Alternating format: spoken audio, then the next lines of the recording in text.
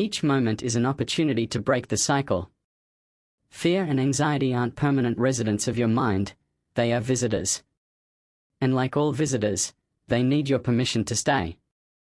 Most people don't realize they are rehearsing fear every single day. Waking up in the same body, thinking the same thoughts, reacting with the same emotions. And because of that, the body becomes addicted to a predictable future that's wrapped in anxiety and dread. But what if you stopped repeating the same emotional script? What if you taught your body that the unknown isn't something to fear, but a playground of limitless potential? Your nervous system doesn't know the difference between an actual life-threatening event and the fearful thoughts you continuously rehearse.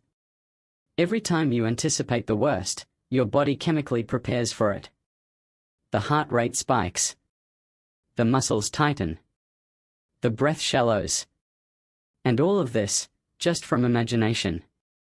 But the same imagination that creates fear can also create freedom. You have within you the ability to rewire your entire perception of reality. When you live in fear, you live in survival. And survival shuts down creation. You can't think beyond the present threat.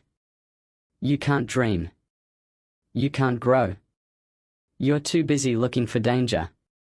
But there is no lion chasing you in the room. The threats are mental projections from your past. They are recycled memories, reshaped into imaginary futures. If you can observe those thoughts without becoming them, you are already free. The secret to living without fear isn't avoiding challenges, it's changing your relationship with them. You shift your identity from a victim of circumstance to a conscious creator. The external world no longer dictates your internal state. You choose how to respond. And that choice, made consistently, becomes a new personality. A new personal reality. Every emotion has a frequency. Fear is dense. It collapses the field of possibilities into the worst-case scenario. But love? Gratitude? Trust? These elevate your energy. They open your heart. They broaden your vision. They bring coherence to the brain and harmony to the body. You can't be in fear and gratitude at the same time.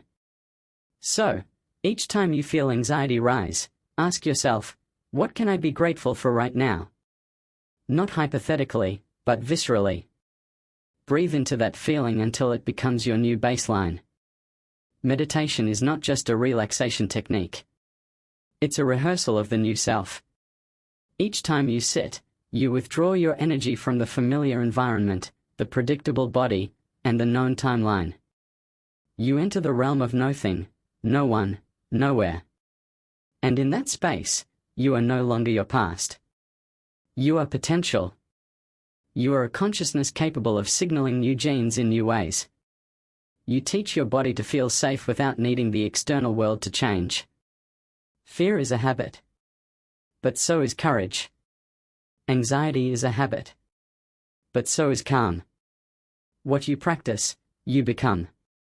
If you constantly react with worry, your body memorizes it. It becomes your automatic setting.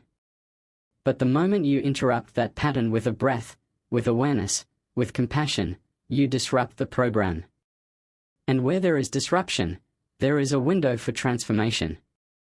Living without fear doesn't mean you never feel it. It means fear no longer leads your decisions. It means you've trained yourself to feel it, name it, and move through it.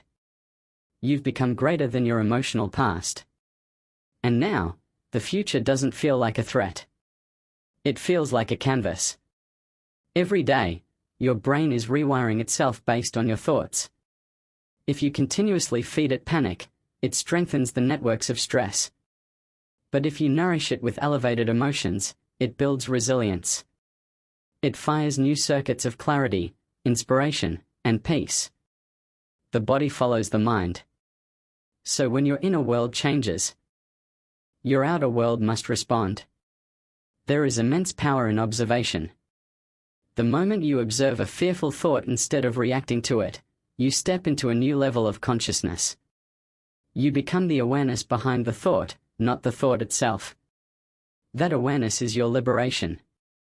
It is your access point to the present moment, where fear cannot survive. Fear lives in time. It exists either in the memory of the past or the anticipation of the future. But in the present, when you are truly here, there is only breath. There is only being. There is only life unfolding. And the more you practice presence, the more you teach your nervous system that safety is not out there, it's within. Each time you catch yourself in anxiety, celebrate it. Not because the fear is pleasant, but because the awareness is progress. That awareness means you are no longer living unconsciously. You are waking up. And in that awakening, you have the opportunity to choose again. To choose trust over worry. Stillness over panic. Vision over reaction. You are not your past. You are not your fears. You are the one who sees them. And in that seeing, they begin to dissolve. Like mist under the morning sun.